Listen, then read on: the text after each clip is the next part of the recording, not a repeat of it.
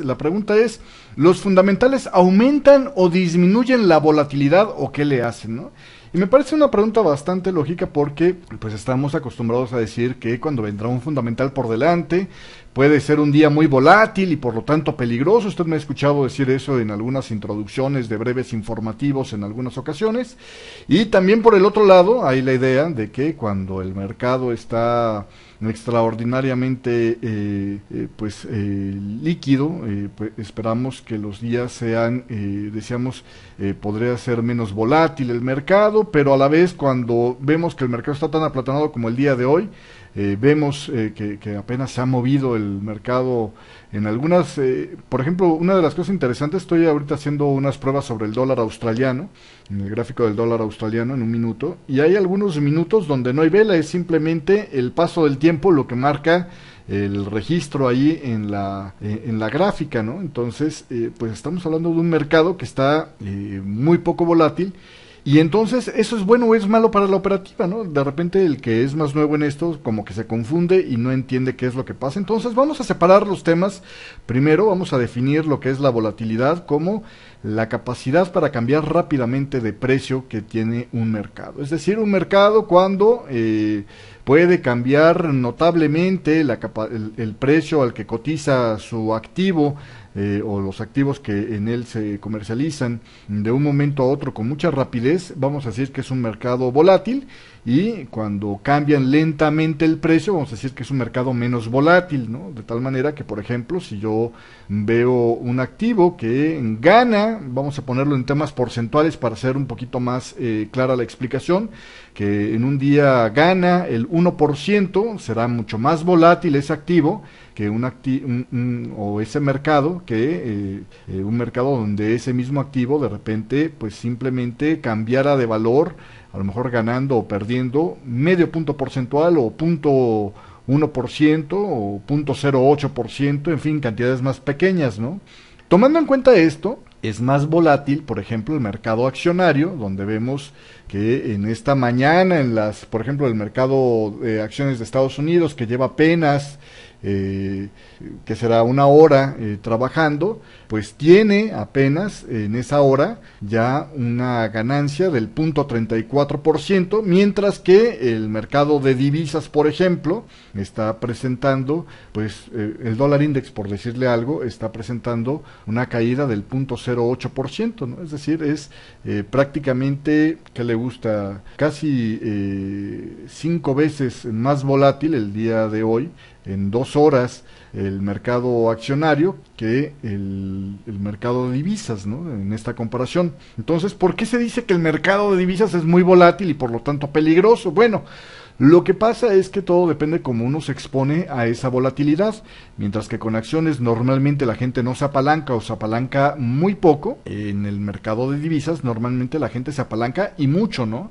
Mientras un apalancamiento normal, ¿no?, de la mayoría de la gente en el mercado accionario no pasa del 2-1, es decir, no te prestan más que para el doble de acciones de las que puedes comprar directamente.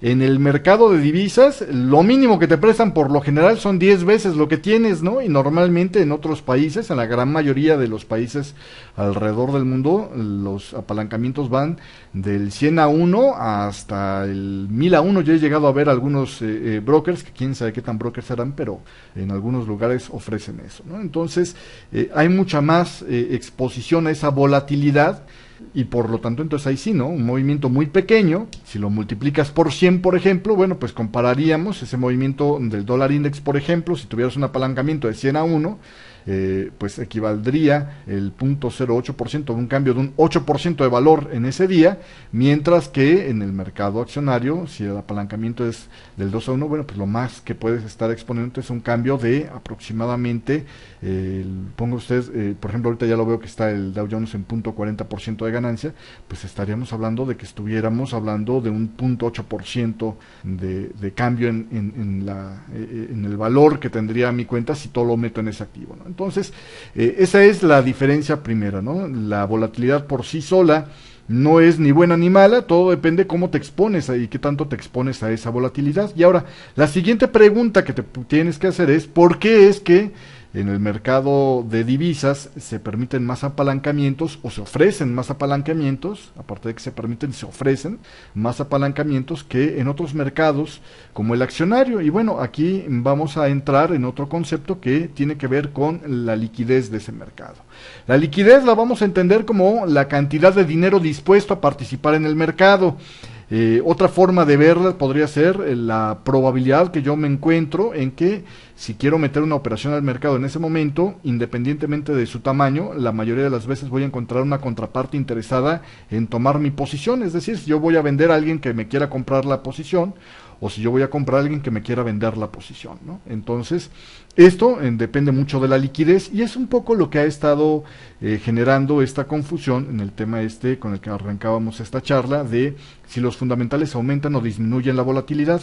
¿Qué sucede cuando viene un fundamental importante o el mercado está esperando un fundamental importante por delante? Digamos que pasa el jueves por la mañana y por la tarde y el viernes por la madrugada cuando se va a publicar el dato de las nóminas no agrícolas normalmente en Estados Unidos, que sale pues a la primera hora de la mañana en Estados Unidos. Bueno, pues lo que va a pasar es que el mercado probablemente deje de estar muy líquido.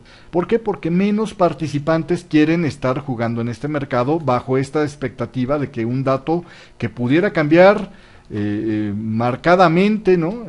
La situación o el panorama en el valor de las monedas está a punto de ser publicado, ¿no? Entonces la gente cuando está cerca de la publicación de un dato importante se retira, dicen, a las barandillas, ¿no? Se hace a un lado y dice, pues ahorita yo no pongo posiciones en el mercado hasta no saber qué va a pasar, o no modifico las que tengo, ¿no? Hasta no saber qué va a pasar, y ya después ya tomaré mis decisiones, dicen.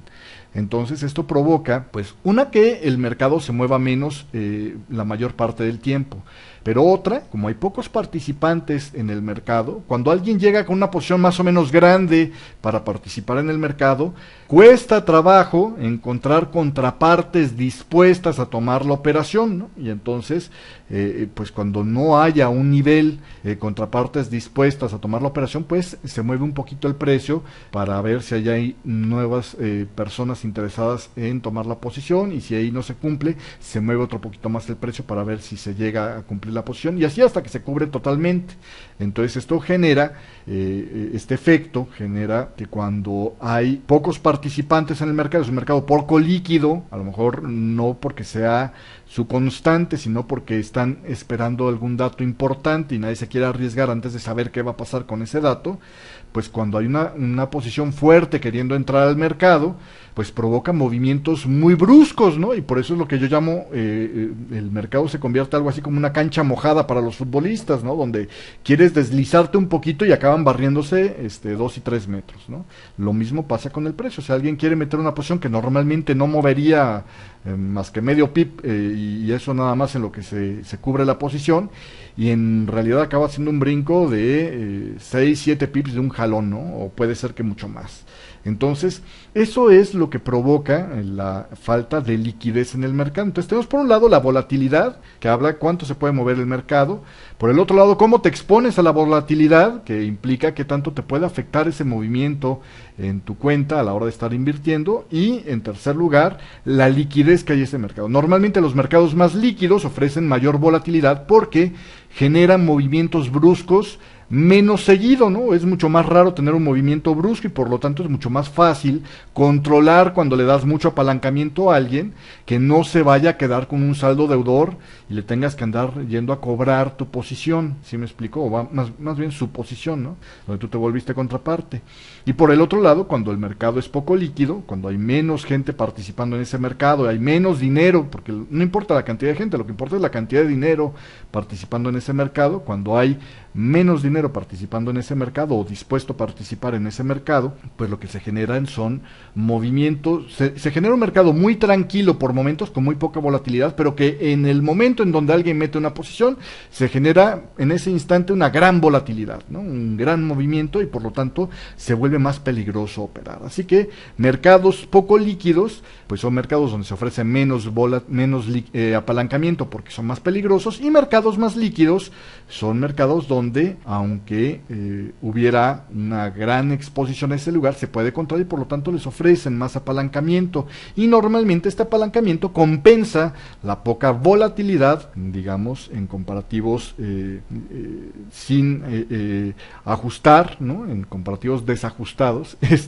entre dos mercados. Es decir, sin ajustar, el mercado accionario es más volátil que el mercado de divisas, pero ya ajustado a lo que normalmente se apalanca la gente en cada uno de estos mercados, el mercado de divisas puede presentar mucha mayor volatilidad, pero también, como es mucho más líquido, deja de ser tan peligroso esa volatilidad que puede presentar, a menos de que se combinen en movimientos coyunturales como ahora, donde hay una gran falta de liquidez a lo que estamos acostumbrados en el mercado de divisas. Estoy hablando del 2014, donde estamos con los bancos centrales a punto de decidir si quitan o no la expansión cuantitativa unos, mientras que el Banco Central Europeo apenas está entrándole a una tercera fase de expansión o de relajación monetaria, que sería su expansión cuantitativa. Entonces, todos estos fenómenos que son atípicos están causando en el corto plazo una falta de participación por parte de los operadores, porque no hay una claridad no